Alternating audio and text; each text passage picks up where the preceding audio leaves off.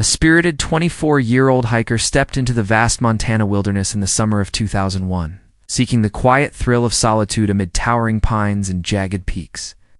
But she never emerged, vanishing as if the earth had swallowed her whole. For over 2 decades, her mother clung to a fraying thread of hope, enduring silent anniversaries and the cruel whispers of unresolved grief, until a lone park ranger's hidden vantage from a distant ridge revealed a truth so devastating it rewrote the story of her daughter's final hours. The call came at 3:17 a.m. on a rain-slicked August night in 2024, shattering the fragile peace Mira Kane had built around her endless vigil. It was Detective Silas Crow from the Montana State Police. His voice was heavy with the weight of old bones unearthed. "Mrs. Kane, we found remains in the Bitterroot National Forest. Dental records are a match. It's Lyra." Mira's world tilted, the phone slipping from her numb fingers as sobs tore through her like a storm wind. For 23 years she had imagined this moment 1,000 ways. Relief mixed with rage, answers laced with agony, but nothing prepared her for the raw finality of it. Lyra, her only child, the girl with the infectious laugh and unquenchable wanderlust, was gone, not lost, not missing, but dead. And the details that followed in the days ahead would unearth not just a body, but a web of secrets that had festered in the shadows of those mountains. Lyra Kane was the epitome of youthful adventure. A 24-year-old environmental science graduate from Bozeman who lived for the wild places. With her sun-kissed hair tied back in a practical ponytail and a backpack loaded with trail mix, a topo map, and her trusty journal, she embodied the free spirit of Montana's outdoor culture. On July 12, 2001, she kissed her mother goodbye, promising to be back by dusk. "Just a quick loop up to Shadow Ridge," she said, her eyes sparkling with that familiar excitement. "I need to clear my head before the job interviews start." Mira waved from the porch of their modest cabin on the outskirts of Hamilton, watching Lyra's old Jeep rumble down the dirt road toward the Bitterroot Wilderness. It was a route Lyra knew like the veins on her hand. A moderate 8-mile trail climbing through dense fir forests to a panoramic overlook, then looping back via a gentle creek bed. She had hiked it dozens of times, often alone, armed with bear spray and a whistle. In Montana, where grizzlies roamed and weather could turn on a dime, preparation was second nature. But that day the skies were clear, the temperature a balmy 75, and Lyra sent a quick postcard from the trailhead kiosk. "Mom, the wildflowers are exploding. Love you. Home for dinner." By 8 p.m., when the sun dipped behind the peaks and Lyra hadn't returned, Mira's worry ignited. She paced the kitchen, glancing at the clock every few minutes. Lyra was punctual, almost obsessively so, a habit born from her father's untimely death in a car accident, when she was 12. By 9:30, Mira was on the phone with the Ravalli County Sheriff's Office. Her voice was steady but edged with fear. "My daughter is overdue from a hike. She's experienced, but something's wrong." The response was swift but measured. In a state where hikers went missing with alarming regularity, lost to falls, wildlife, or the sheer immensity of the landscape, authorities didn't panic at first. A preliminary search party assembled at dawn the next day, led by Sheriff Ian Ridgway, a grizzled veteran with a mustache like steel wool and eyes that had seen too many bad endings. They found Lyra's Jeep parked neatly at the trailhead, unlocked, with her water bottle half full on the passenger seat and a granola bar wrapper in the cup holder. No signs of struggle, no frantic notes, just the quiet implication that she had started her hike as planned. The search exploded from there. Helicopters thrummed overhead, their spotlights piercing the canopy like accusatory fingers. Ground teams, rangers, volunteers, and canine units combed the trail, calling Lyra's name until their throats were raw. They found her first footprint in the soft dirt near mile marker 2, a clear tread from her Merrill boots heading uphill, and at mile 3, a discarded apple core, still fresh, suggesting she had paused for a snack. But after that, nothing. The trail forked at the ridge, one path veering left toward the overlook, the other dipping into a shadowed ravine, thick with underbrush. It was as if Lyra had stepped off the map. Days turned into a week, the command post at the trailhead swelling with maps, coffee urns, and weary faces. Mira was there every day, her eyes red-rimmed, handing out flyers with Lyra's photo. It's that bright smile, those determined green eyes. "She's out there, Mira," insisted to anyone who would listen. She wouldn't just disappear. But the wilderness disagreed. Montana's Bitterroot Range was a labyrinth of steep cliffs, hidden sinkholes, and rivers that could sweep a body away in seconds. Theories swirled. A bear attack, though no tracks or blood were found. A fall into a crevasse. Or worse, foul play from a drifter on the trails. One volunteer, a local hunter named Jocks Harland, reported seeing a suspicious truck near the trailhead that morning, but the lead fizzled when the owner proved to have an alibi. As the search dragged on, public interest peaked. News crews from Missoula set up camp, broadcasting Lyra's story nationwide. "Young hiker vanishes in Montana wilds," the headlines screamed. Donations poured in for search funds, and psychics called with vague visions of dark water and a man in shadows. Mira appeared on camera, her voice breaking. "Lyra, if you can hear this, we're coming for you." But hope eroded like the trails under relentless boots. By week 3, the official effort scaled back. Resources were redirected to other emergencies. Volunteers trickled away, leaving Mira to wander the paths alone, her calls echoing unanswered. The case went cold, filed under probable misadventure. But for Mira, it was a living wound. She quit her job at the local library, dedicating herself to online forums and private investigators. Anniversaries came and went, marked by candlelight vigils where friends shared stories of Lyra's love for stargazing and her dream of conserving Montana's wild lands. Whispers grew of suicide. Lyra had been quietly battling depression after a breakup, but Mira dismissed them. She was healing, she said. The mountains were her medicine. Years blurred into decades. Mira aged, her hair turning silver, her steps slower, but her resolve unyielding. She mapped every inch of the Bitterroot on her walls, pinning red tacks for reported sightings that always proved false. One in 2005 claimed a woman matching Lyra's description was working at a diner in Idaho. Another in 2012, a hiker spotting her ghost on the ridge. All dead ends. The world moved on, but Mira's life froze in that July twilight. Then, in the spring of 2024, a breakthrough cracked the silence. Trail maintenance crew clearing debris from a winter storm stumbled upon a weathered backpack half buried under a fallen log in a remote off-trail gully. It was Lyra's, identified by the monogrammed keychain her father had given her. Inside her journal, pages warped but legible, with the last entry dated July 12th. The ridge calls peace at last. But tucked in a side pocket was something anomalous. A small, rusted pocket knife engraved with TWW, initials that didn't belong to Lyra. The discovery reignited the case. Detective Silas Crow, a sharp-eyed investigator with the cold case unit, dusted off the file. "This wasn't where she was supposed to be," he muttered, studying the map. The backpack was 2 miles from the main trail in terrain too rugged for a casual detour, and the knife. It pointed to another presence. Forensic tests on the backpack revealed faint traces of blood. Not enough for DNA then, but with modern tech, a partial profile emerged. It matched Lyra, confirming injury. But the real bombshell was the knife. Quick database search linked the engraving style to custom work from a Hamilton blacksmith. The owner, Thorne Whitaker, a former park ranger who had patrolled the Bitterroot in 2001, Whitaker, now retired and living reclusively in a cabin outside Stevensville, had never been interviewed in the original search. Why? He claimed he was off duty that day, but records showed otherwise. Crow drove out to Whitaker's place, the air thick with pine and suspicion. The old ranger, his face creased like weathered bark, opened the door with a wary squint. "What do you want to talk about?" "Lyra Kane," Crow said, holding up a photo of the knife. Whitaker's hands trembled. Never seen it. But his eyes told a different story. Under pressure, the dam broke. Whitaker confessed he had been on the ridge that day, binoculars in hand, scanning for poachers, a routine patrol. From his vantage, he spotted Lyra on the trail below, pausing to admire the view. Then a figure emerged from the trees, a man hooded, moving with purpose.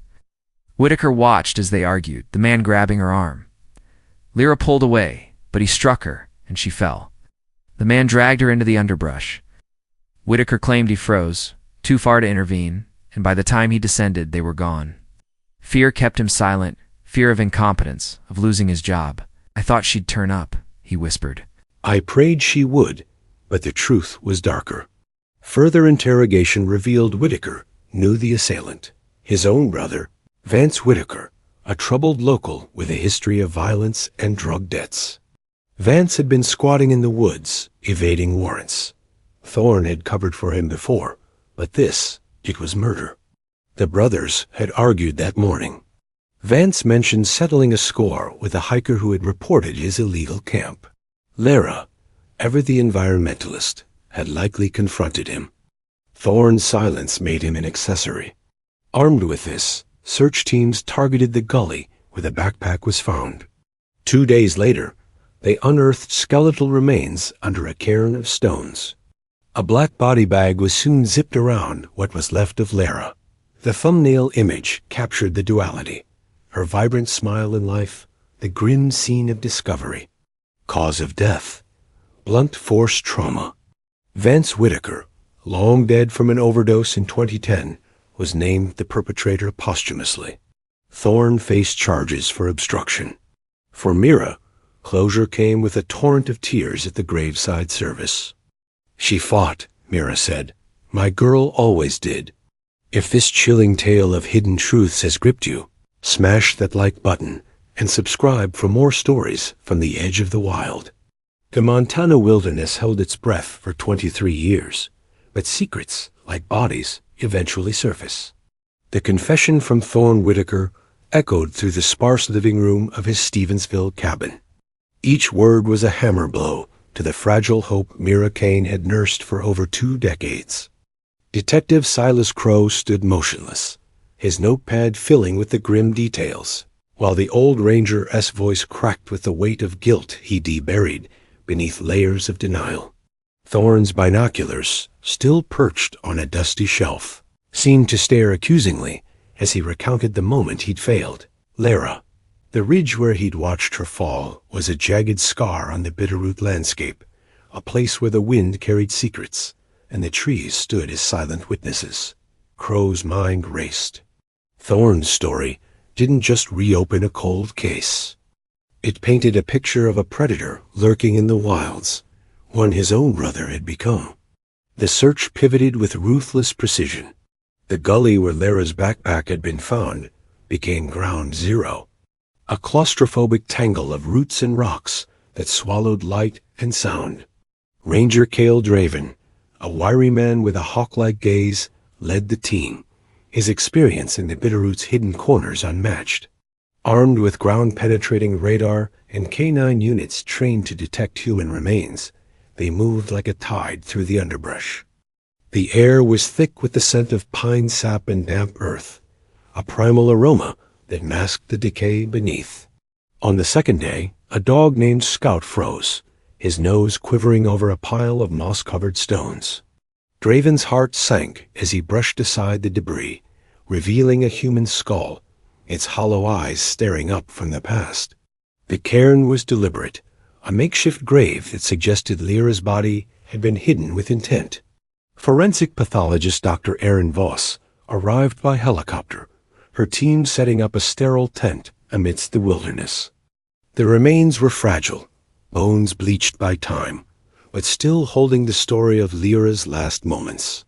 Voss noted the fractures in the skull and rib cage, consistent with a brutal assault, not a fall.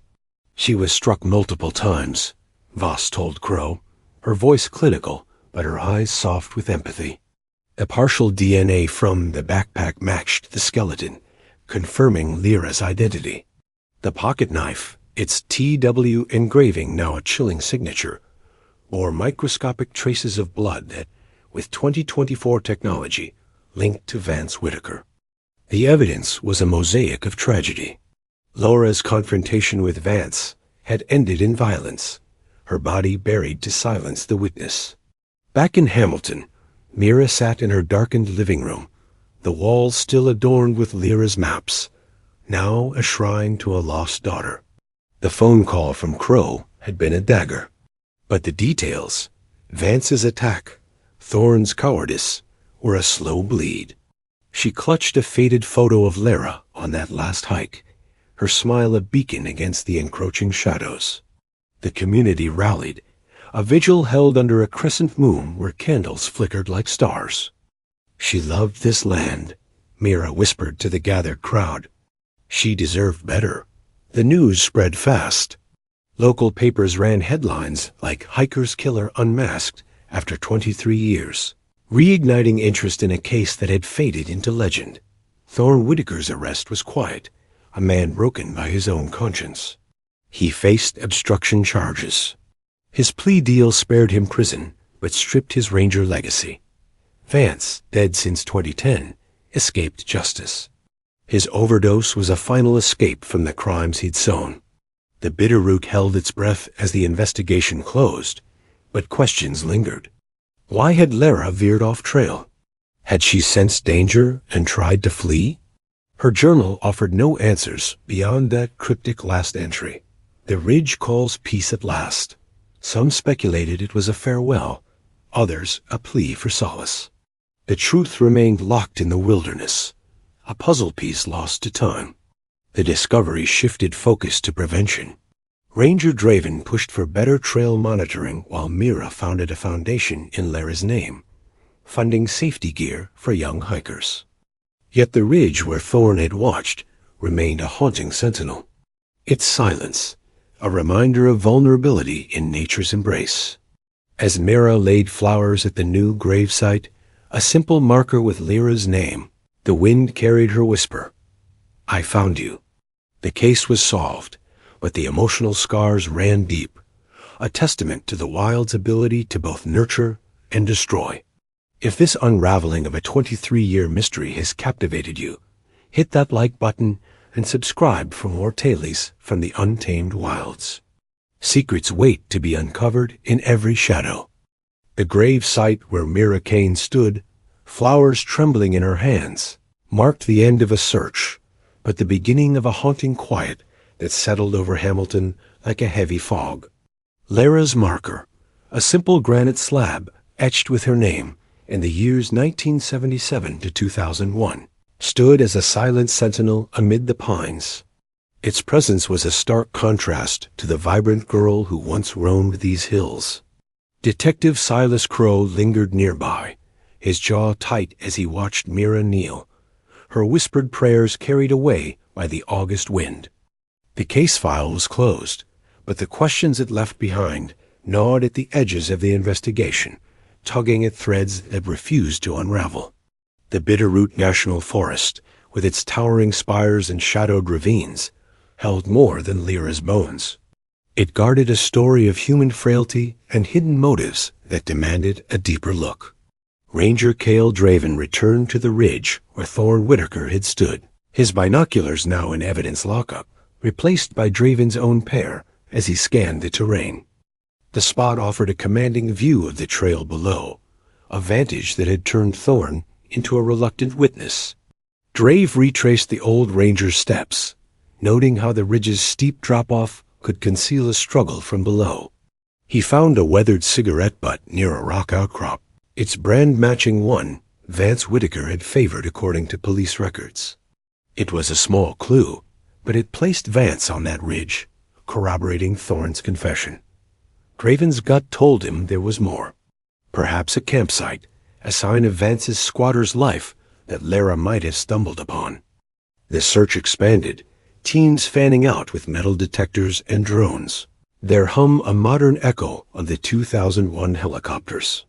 Days into the new sweep, a drone operator spotted a faint disturbance in a dense thicket off the ravine trail, a collapsed lean to half buried under fallen branches. Inside, they found a rusted tin can, a tattered sleeping bag, and a crumpled map marked with X's, likely Vance's hideout. Forensic teams descended, Dr. Aaron Voss leading the charge. The site yielded hair samples and a partial fingerprint, both matching Vance. More chilling was a scrap of fabric snagged on a thorn bush, green cotton identical to the jacket Lara wore in her last photo. It suggested she'd fought, perhaps dragged toward the gully where her body was found. Voss's analysis confirmed blood traces on the fabric, a grim testament to her struggle. She didn't go quietly, Voss told Draven, her voice steady, but her hands trembling as she bagged the evidence.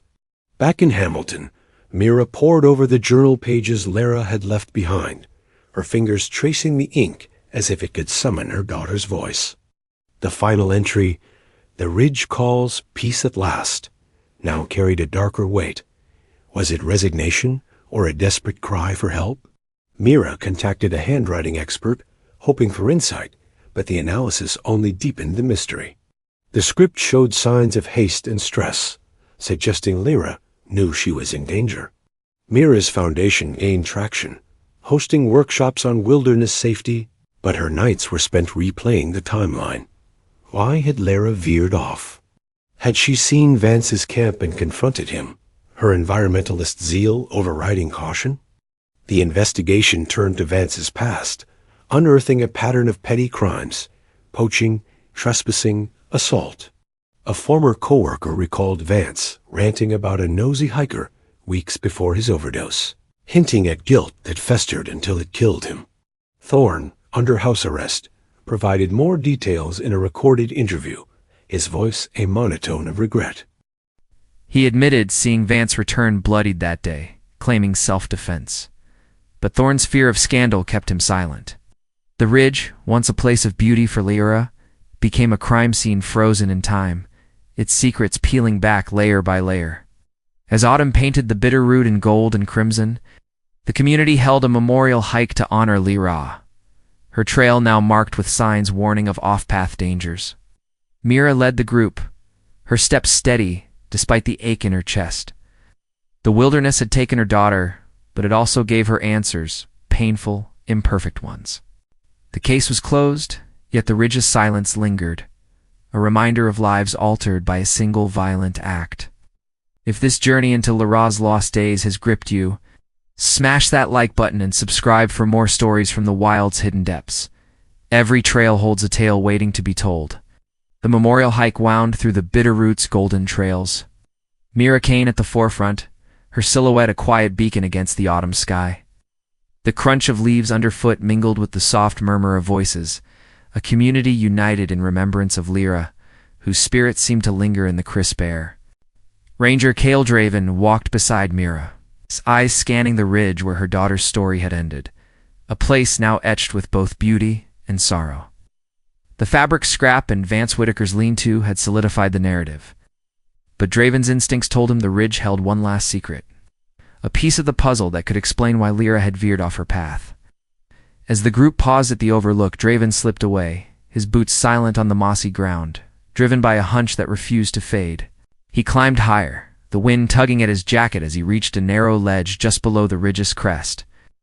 There, half hidden by a tangle of roots, he spotted a glint of metal, a tarnished belt buckle. Its design intricate, unlike anything a hiker might carry. Nearby, a shallow depression in the soil suggested something had been buried and disturbed, perhaps by animals or time. Draven knelt, carefully excavating with a small trowel, his breath catching as his fingers brushed leather. A wallet, weathered but intact. Inside was a driver's license for Vance Whitaker, expired 2002, and a folded note scrawled in shaky handwriting. She saw too much. Had to.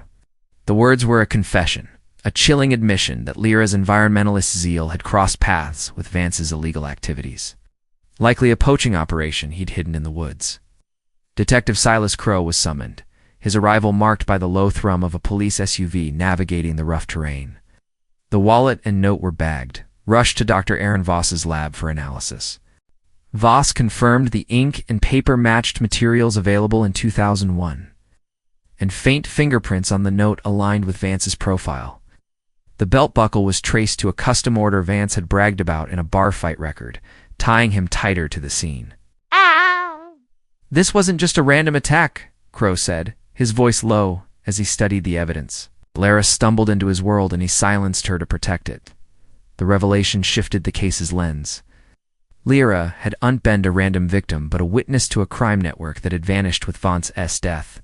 Mira, back at her cabin, received the news with a mix of relief and rage. The wallet photo of Vance, a gaunt man with hollow eyes, became her focus of hatred. She pored over old park reports, finding mentions of poaching complaints near the ridge in 2001, ignored due to lack of evidence. Lyra's journal entry now made sense. She'd likely spotted Vance's camp, her sense of justice driving her to investigate, only to pay with her life. Mira's foundation expanded, adding a tip line for wildlife crime. Her resolve was fueled by the need to prevent another Lyra. The community rallied, donations flooding in, turning her grief into action. Draven and Crow launched a final sweep of the ridge, targeting areas Vance might have used for storage. Under a rocky overhang, they uncovered a cache. Ginseng roots, illegal traps, and a ledger listing buyers. All buried in a metal box. The find implicated a small ring of poachers, though most were dead or gone by 2024. The ledger's last entry, dated July 2001, noted a problem solved, a cold reference to Lyra's murder. Forensic dating confirmed the cache's age, closing the loop on Vance's operations. Thorne Whitaker, questioned again, broke further, admitting he'd helped Vance bury the evidence after the attack. His silence was a pact born of brotherhood and fear. The ridge, once a place of peace for Leora, was now a crime scene, fully mapped, its secrets laid bare. Mira visited the site, laying a wreath where the wallet was found, her tears watering the earth. "You were right to fight," she whispered. The case was complete, a tapestry of justice woven from decades of silence. The Bitterroot stood tall, its shadows lighter with the truth exposed. If this unraveling of Lyra's fate has held you spellbound, hit that like button and subscribe for more journeys into the wild's untold stories. Every ridge hides a revelation. The wreath Mira placed on the ridge fluttered in the evening breeze, its petals a fragile tribute to Lyra's unyielding spirit, now forever entwined with the Bitterroot's rugged heart. Ranger Cale Draven stood beside her, his weathered face reflecting the fading light as Detective Silas Crow reviewed the ledger one last time, its cryptic entries a final testament to Vance Whitaker's dark legacy. The cache of ginseng and traps unearthed from the rocky overhang had dismantled the last vestiges of the poaching ring. But the air still carried a weight, a sense that the wilderness held one more whisper of Lyra's story. As dusk settled, Draven's keen eyes caught a glint in the underbrush, a detail missed in the earlier sweep. He motioned to Crow, and together they approached, uncovering a small, tarnished locket half buried in the soil. The locket, its chain broken, swung open to reveal a faded photo of a young woman, Lyra, her smile radiant, taken years before her final hike. Inside the other half was a lock of hair, dark and fine, tied with a thread.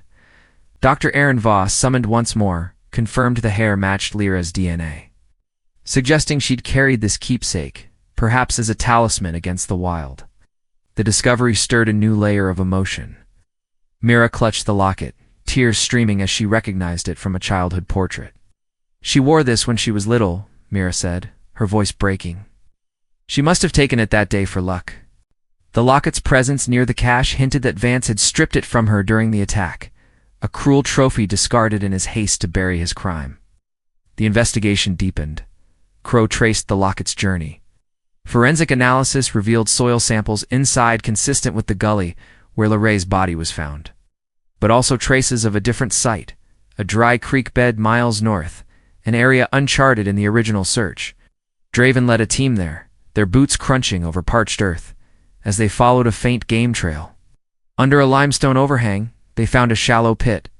Its edges were eroded, but marked by the same cairn style as Lyra's grave. Inside were remnants, a shredded map fragment, a bootlace, and a crumpled note in Vance's hand. Gone clean, no trace. It was a second burial site, likely where he'd initially hidden her before moving the body, panicked by search helicopters overhead. The find explained the backpack's distant location and Lyra's off-trail detour. She'd been chased, her flight ending in that gully. Mira, armed with this new piece, revisited Lyra's journal, finding a sketch of the creek bed from a prior hike, annotated with quiet spot. It suggested Lyra knew the area, perhaps intending to rest there, only to encounter Vance. The community's response was immediate.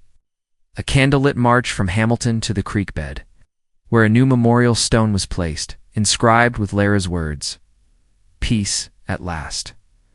Mira spoke, her voice steady. She found her quiet spot, but it became her battleground. Let's honor her fight. Donations to her foundation surged, funding ranger patrols and environmental education, turning Lyra's legacy into a shield for others. Thorne Whitaker, under house arrest, faced a final reckoning. Confronted with the locket and note, he admitted, helping Vance move the body, his guilt a heavy chain. "I thought it had ended there," he murmured, his eyes hollow. Charges against him escalated, though his age and health limited punishment to probation. Vance's ghost loomed larger, his overdose now seen as an escape from a conscience he couldn't silence. The poaching ring's ledger led to minor arrests of surviving associates, but the core evil Vance remained beyond reach. The bitter root, with its secrets now mostly unveiled, stood as a somber witness. Draven installed a trail sign at the creek bed, warning of hidden dangers, while Mira planted wildflowers around the memorials. There blooms a defiant life amid the tragedy. A locket, restored and framed, hung in her cabin, a bittersweet reminder of Lara's courage. The case was closed, its threads woven into a narrative of loss and redemption. But the wilderness retained its mystique, a place where every shadow might hold a story. If this tale of Lara's lost locket has drawn you in, smash that like button and subscribe for more mysteries from the wild's untamed heart. Every discovery awaits. Thank you for joining us for this incredible investigation. If you found this story compelling, please smash that like button and subscribe to the channel for more mysteries from the edge of the wild. Don't forget to hit the notification bell so you never miss a new case. What are your thoughts on Lyra's story? Let us know in the comments below. We'll see you in the next one.